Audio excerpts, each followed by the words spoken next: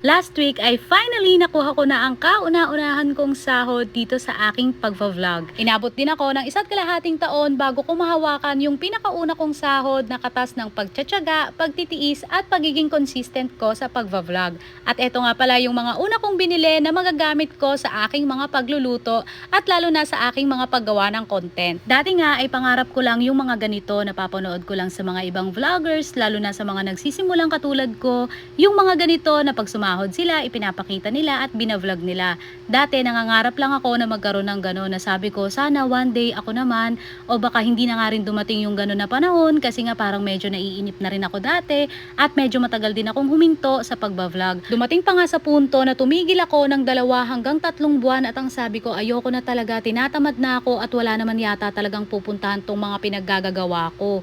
Pero meron pa rin mga nagko-comment, may mga nagre-react pa rin at may mga nagme-message pa rin sa akin na namimiss na nga daw nila yung pagva-vlog ko. Kaya sinumulan ko ulit at pinagsumikapan kong makagawa ng mga content kahit na nga paminsan-minsan hindi ako nakakapag-upload o inaabutan ako ng mga 3 hanggang 4 na araw bago ako makapag-upload ulit. Sabi nga nila 'di ba na hangga't may isang taong naniniwala sa iyo at hangga't may isang taong nagtitiwala sa kakayanan mo, magpatuloy ka kasi yung isang tao na yan, darating ang araw, dadami rin yan at makukuha mo rin yung mga gusto mong ini-aim sa buhay at sa mga pangarap mo. At yan po ay dahil sa inyong lahat na patuloy na naniniwala at nagtitiwala sa akin. At dahil po sa inyong walang sawang pagsuporta ay makakabahagi po ako sa iba nung aking munting blessing na natanggap galing po dito sa aking pagva-vlog. Ito pong pagbibigay ng bigas sa mga kapitbahay ko at ilan kong kamag-anak yung naisip kong paraan para makapag-share po ako ng blessing sa kanila. Napag-usapan po kasi namin dati ng asawa ko nung nag-uumpisa pa lang kami sa pagva-vlog na kung sakaling dumating yung araw nakikita kami dito ay ibabahagi po talaga namin yan sa iba. Hindi man po ganun kalaki yung sinahod ko sa pagva-vlog at hindi man po ganun kagarbo yung ibabahagi ko, ang importante ay nakapagbahagi ako sa iba